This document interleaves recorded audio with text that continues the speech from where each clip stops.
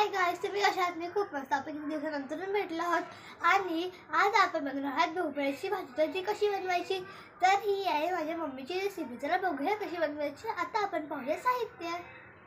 हे आपलं खोबऱ्या कांद्याचं भाजून घेतलेलं वाटण, हा बारीक चिरलेला भोपळा, ही आपली कोथिंबीर, तर थोडीशी घेतलेली कढीपत्त्याची पानं, हा आहे गरम मसाला, हे आहे मिरची पावडर, ही आहे हळद. वाह, हे आपले अख्खे पोह्याने खूप भाजीला मस्त अशी टेस्ट येते. गाईज, यामध्ये आपलं तेल तापायला ठेवलं आहे. आता आपण ह्याच्यामध्ये टाकली थोडीशी मोहरी आणि हे आपले थोडेसे जिरं, हे आहे आपले कढीपत्ता, हे आपलं वाटण.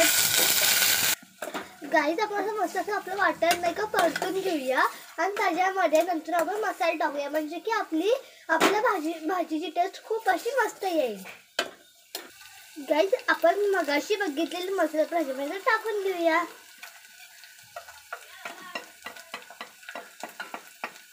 आता मस्त आपण मिक्स करून घेऊया.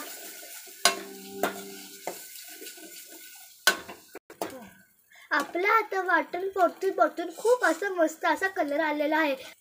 गाईज, तुम्ही बघू शकता इथे का कढईने का तेल सुद्धा सुटलाय, म्हणजे की आपलं वाटण परतलेलं आहे. आपण ह्याच्यामध्ये आता भोपळा टाकून घेऊया. आता आपण हे मस्त असं हलवून घेऊया.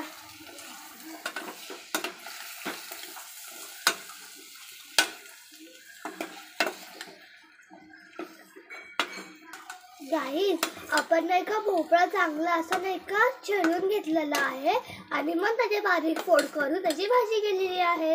आता आपलं हे हलवून झालं, त्याच्यामध्ये आपण थोडंसं पाणी ऍड करूया म्हणजे शिजायला. फक्त अर्धा पेला आपण ह्याच्यामध्ये पाणी ओतून घेऊया. आपण अशी मस्त अशी मूग धुवून आता त्याच्यामध्ये पण टाकून घेऊया.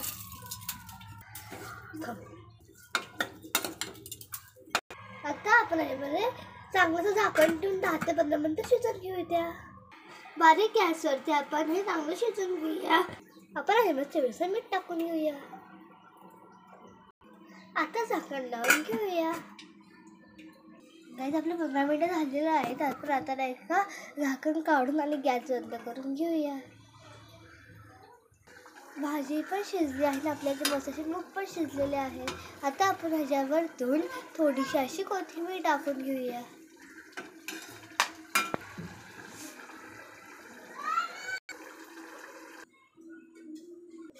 वाह, किती सुंदर अशी आपली भाजी दिसते. आपण इथे टेस्ट करून बघूया. वाह, मस्त.